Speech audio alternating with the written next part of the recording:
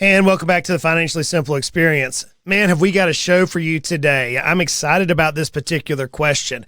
I love it. I love it when people reach out through social media or through the blog and ask a question, especially the individuals who listen to the podcast. A few weeks ago, I was talking with somebody on a telephone. They're like, man, Justin, if you have to talk about you being introverted one more time, I think I'm just going to laugh. And I'm like, I'm sorry, I didn't realize I mentioned that much. He goes, yeah, about once every 5 episodes or so, you mentioned that you're introverted. Okay, there it is again. In all seriousness, I love it when I get questions that are near and dear to listeners' hearts. The question that came through the Financially Simple channel made me pause. It says this: Justin, I heard your podcast on the emotions you faced when you sold your business. My spouse and I are heavily involved in the business.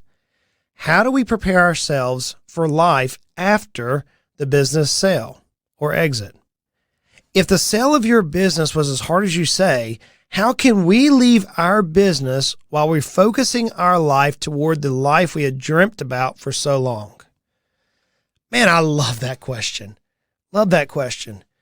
You know, by no means am I an expert in the area of psychology. That is not my skill set. But I do understand, having gone through a business transition, the things that we're going to face as business owners, the emotion that we're going to have. Let me first quantify for all the other listeners that, look, it doesn't really matter if your significant other, your spouse, is heavily involved in the company or not. Just simply being a part of a business owner's life is enough to create worry, angst, excitement, etc. Emily, for years, was not involved in the company. It wasn't until we started growing hyperly that she came in for about a year period of time, and then we had to get her out quickly because it was impacting her stress level and our family. But for all these years, as we're starting the company and growing the company and moving the company, she was my biggest cheerleader. She carried more burden than many, many people would ever realize. Only my dearest friends and my closest family members know the burden that Emily carried. She would often push me in ways that I didn't want to be pushed. She would encourage me in ways others could never even know. She truly is my soulmate. And though she was not actively involved in the company, friends, she was the company. She was the one who was helping me through dark times, through times of excitement. So just because your spouse, significant other, is involved or not involved in the company, the same is true for all of us. The root of this question is, how do we exit the company and move toward the lifestyle that we have been preparing for years? You know, it's not uncommon for me to meet with business owners and they say, hey, Justin, I am X years old. Maybe that's 40 years old. I want to retire by the time I'm 60, or maybe they're 50s and like, look, I'm going to work for another 10 years and I want to be done. I'm tired. And I'm like, cool, that's amazing. I hear that statement frequently. What do you want to do after business? And then they begin to talk and I watch these big smiles come to their face. Man, I want to travel the world. I want to go see Greece. I want to see the pyramids. I want to travel. I want to spoil my grandbabies. I have one client that we've just now finalized an exit of his business. He's like, I want to spoil my grandbabies. I want to wake up and go get donuts and just put them full of sugar and then walk away and let their parents just suffer. And he smiles and chuckles, but he wants to spoil the grandbabies. I don't know what your aspirations are, but I know you've often considered what you would do after the business is evolved. Maybe it is, I'm going to go out and start another business. Maybe it's, I'm going to do something philanthropic. I may be involved in church or charity. I watched a business owner, when they sold their business, they funded an orphanage. And that's where their life moved toward. They moved overseas. They actually left their dwelling here in the United States, moved overseas, and started an orphanage that they fully funded. And they began loving on kids who just had a rough start in life. And just that became their mission. Whatever it is, whatever your aspirations are, we have to understand that there is an emotional move through this exit. Let's first think about this. There is a reward for selling the business. There's a reward for exiting the business. You say, Justin, what is that? Well, freedom. Freedom. How many times have you desired to do something that you couldn't because of a business meeting or a problem at work? I know I've had times in my own life to where we had a vacation plan that I just couldn't take because of a circumstance arose.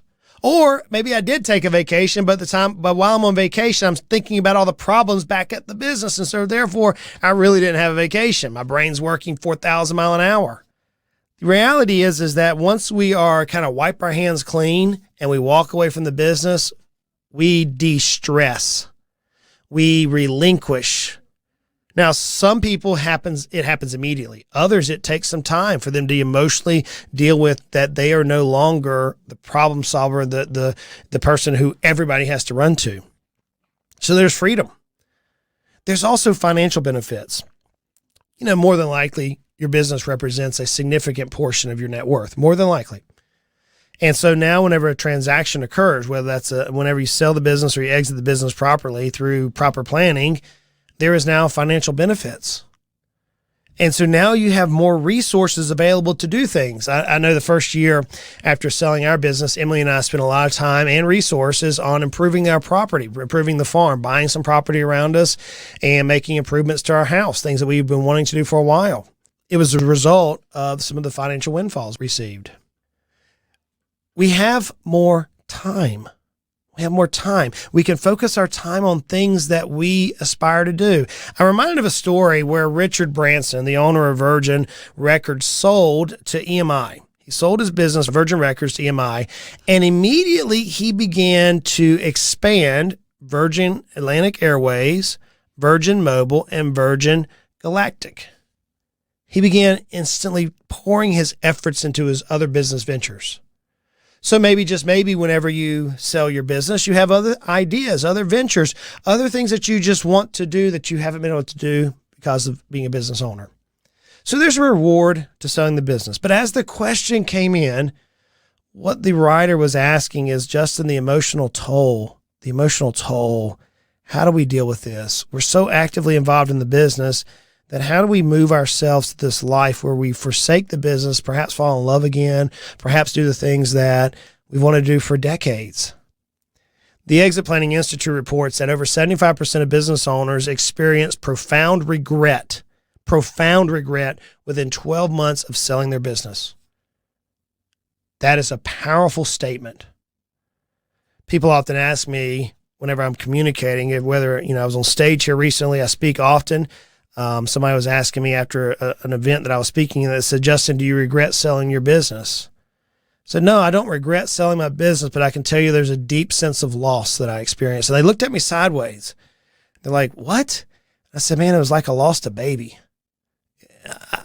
Emily and I have had an experience where we have several miscarriages in late within the pregnancy.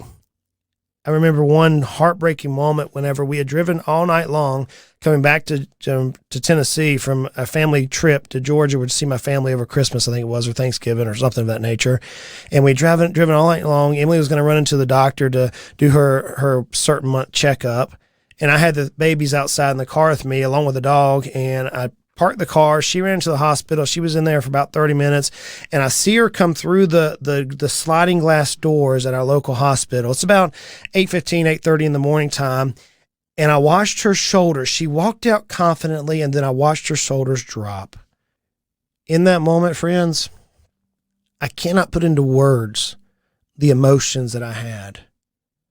I knew by watching her shoulders drop that my wife, my spouse of years, just got news that we've lost yet another pregnancy late in the cycle. Trying to console, trying to be a husband, asking God why, all these questions that if you've ever gone through anything, maybe even the death of a child, you ask, why? Why? What did we do wrong? All those questions, I can remember those. And though it's not the exact same feeling whenever the business sold, it wasn't long after I signed the dotted line that there was this deep feeling of loss. There's actually scientific evidence that shows that the caudate nucleus of the brain activates the same way when entrepreneurs see their business suffer. We view it as a parent see their child suffers. The exact same way. There's actually evidence which proves that. When we see a child of ours that has a hard time, maybe they burn their hand, maybe they fall and get a boo-boo, maybe they go through hard life events, we business owners view our businesses in the same way.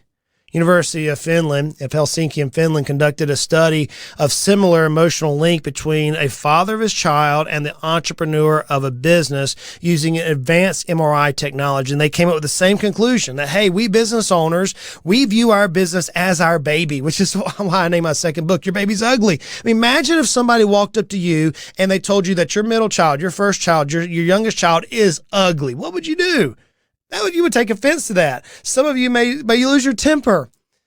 But yet here you are relinquishing, walking away from this baby, this business that you poured decades into. You've spent more time in the business than you have your own children.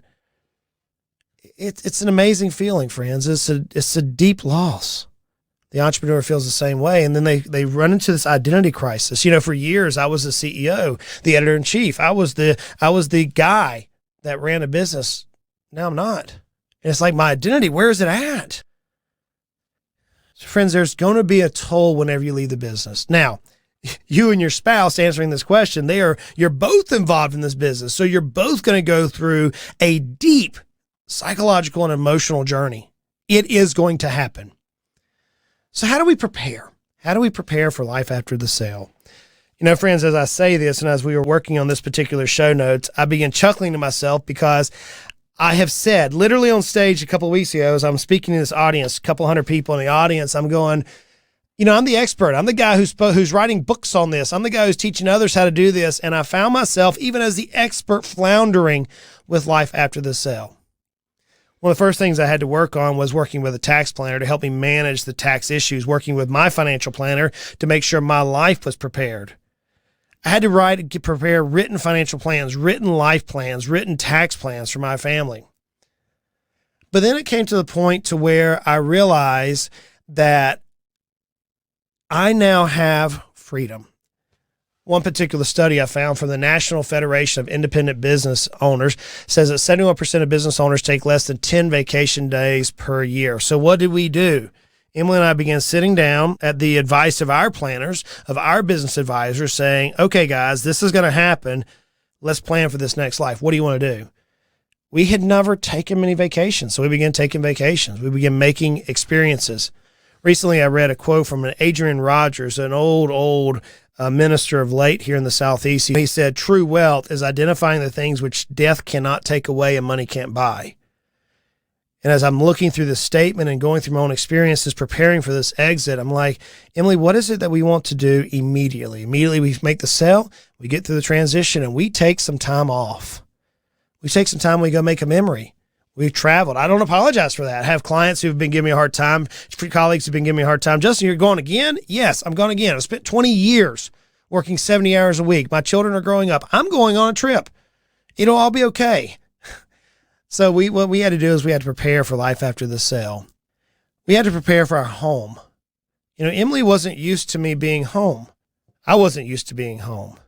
This was Emily's domain. I've heard so many of our clients after they make a sale, whomever was not at home frequently, whether it's, you know, one spouse or the other, all of a sudden they're talking about how difficult it is to cohabitate again.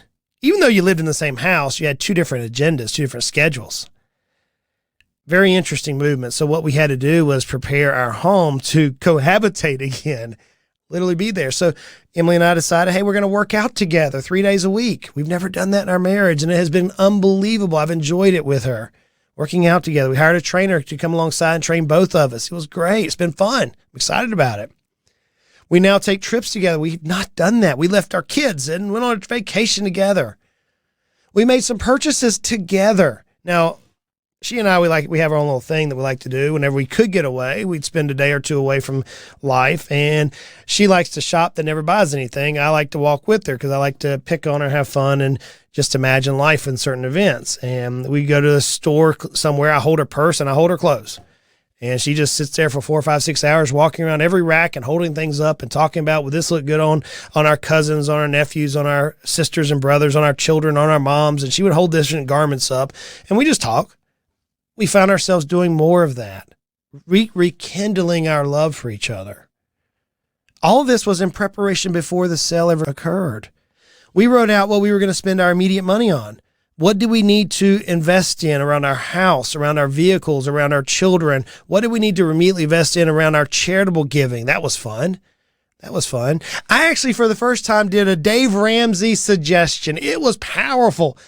I'd heard Dave talk about this for years. You know, when you get to baby step 7, give like no one else.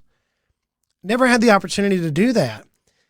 And so coming back from Christmas, we didn't make a big hoo-ha-ha around the Christmas gifts. We come back and we stop at one of our favorite travel venues, a Waffle House. And we sit at a table and we already had it planned. Hey guys, we're going to do something that Dave Ramsey had recommended. We've never done this before, but we're going to get some cash, significant amount of cash out. And whenever we leave, we're going to leave this server a crazy tip.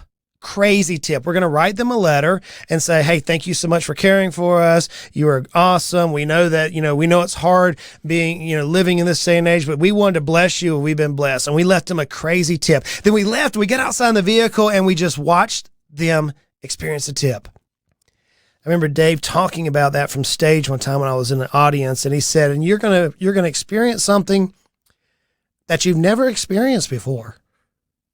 You see, friends, for years, we poured all of our time and energy into a business, caring for our clients, our employees, to the detriment many times of our family. And our kids, my children, heard daddy struggle, heard mama struggle. They remember times when all we literally had was beans and rice. And here we are leaving a tip for somebody, not for self-gratification, but that I can teach my children the power of giving and caring for others. We sneak out to the car and the kids are sitting there waiting to see what she was going to do. She picks the tip up and she begins weeping. And Emily and I begin weeping. And our kids, not really grasping the magnitude of what's transpiring, find themselves saying, that's awesome. That's amazing. Wow. Let's do that again. So you're thinking about selling your business. What a journey. What a journey, no doubt, you've been on. Maybe you're thinking about the next 4, 5, 6, 7 years. And what a journey that you're going to continue to be on. It's a journey like none other. It's a journey that if you follow the simple rules, prepare those around you, prepare your team, prepare yourself for exit. When you exit, to quote Dave yet again, you'll live like no one else. You'll be able to radically impact the lives of those whom you touch. Realizing that this life is not about get all we can. As my dad used to say, can all we get and then sit on our can. Canning is a mechanism that you would use to store vegetables in southern homes. It's not about getting as much money as we can and becoming Ebenezer Scrooge. No. It's preparing your life for there is a life outside the business. Even though, yes, you are a business owner, that is not you. Justin Goodbread is far greater of a person than just a voice behind a microphone. At least I hope so. Man, I hope so. He's far greater than just a business owner. He's a father. He's a dad. He's a friend. He's so much more. And being able to step away from the business in a positive manner and not have regrets, friends, made the whole journey surreal. Made the whole journey surreal. So if you're considering selling your business and you and your spouse are deeply entrenched in the business, I'm going to tell you, get somebody beside you that can run your personal finances, get your tax plan, all those fun things. Yes. And then answer the simple question. If you had unlimited time, unlimited resources, what would you do tomorrow that you're not doing today? Write out a plan. Write it out. And fill your life with all those dreams, all those aspirations that you currently have that you've been putting on the back burner for decades, more than likely. Now's the time. Friends, I hope that helps you. I hope that answers the question. I know I've received that question more and more as of late. Perhaps you say, hey, Justin, man, that's pretty powerful stuff. Man, thanks for being authentic. Yeah, my wife and I were actually talking about this podcast episode here recently, and I'm like, man, this is a deep one. This is a tough one. Perhaps you find yourself and then you just want to chat. Hey, reach out to us. We have a team of experts who have gone through this. We have a team of experts who've seen me go through this. I've gone through this. We can help you. Till next time, friends, y'all go out and make it. Make it a great day. Take care.